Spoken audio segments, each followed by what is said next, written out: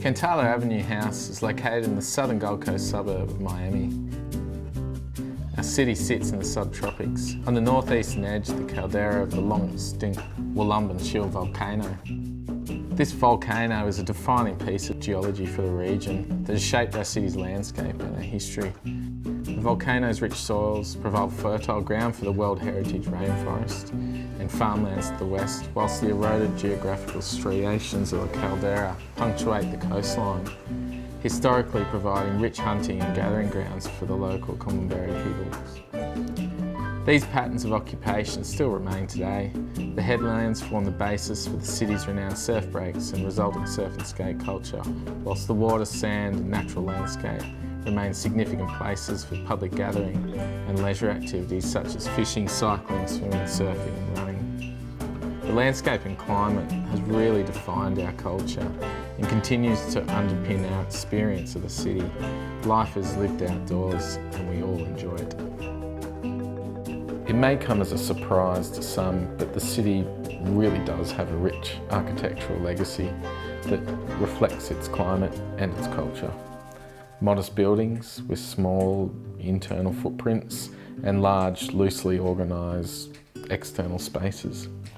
We're interested in these buildings as a practice. Though fast disappearing, they do demonstrate a consistent set of patterns that is particular to this place, whether that be concealing the car from the street, low front and side fences, prioritising landscape to the street front, entering sometimes not via a front door but via a sequence of outdoor spaces, and the use of lightweight timber and brickwork construction materials and detailing, and even living spaces that engage meaningfully with the street.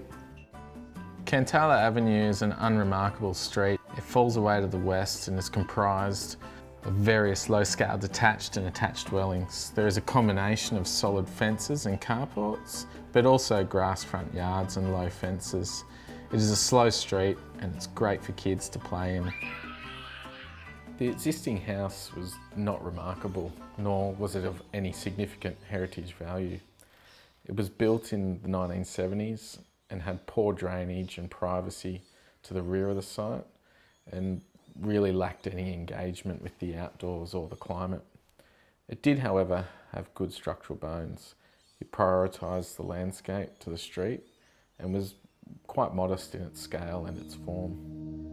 It does have memory to people, and it does have collective memory to people and significance to people, whether it be in the neighbourhood or to our client or to previous owners who lived here.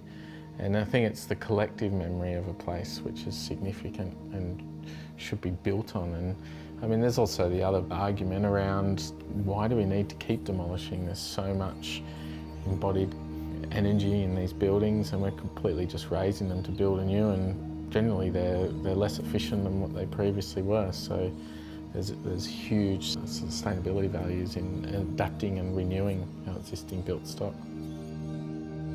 The design process for this project relied heavily on the formation of the outdoor spaces, in particular the entry sequence and the outdoor room, and then the connection out through to the backyard. Almost, if not more, time was spent ensuring that was working before the configuration of the internal spaces.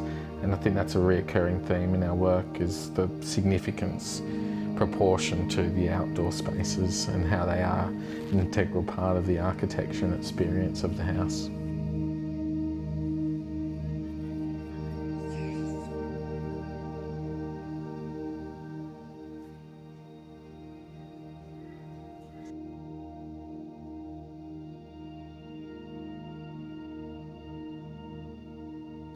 Initial kind of move was to remove those ad hoc elements, and then the next sort of move was to start to carve away at the floor plan even further, so the insertion of the north-facing outdoor room, and to sort of pair things back to, I suppose, a line in the sand at which we could then add the new two. The new extension to the northeast was primarily for privacy. Given the house sits in the natural gully, there are a number of existing neighbours that were looking down into the yard, and there was next to no privacy in the yard, and that sort of first move of extending to that edge was to provide privacy from those neighbours. The continuation of that wall wrapping around the north and the western side formalises that garden room in many ways around the edge of the pool and reconnecting with the existing house on the western side. It's really pretty incredible how once those edges were formed, how the sky came into presence, the kind of the intensity of the blue that we get in our sky here.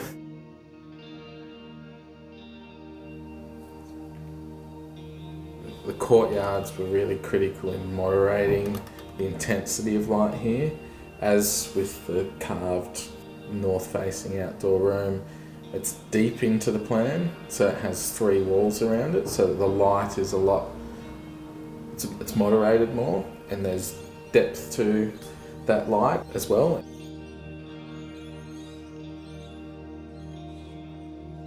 Whether it be light from above, light from the side, or it's washed light, it's a really fundamental kind of, I think, aspect of living in these conditions.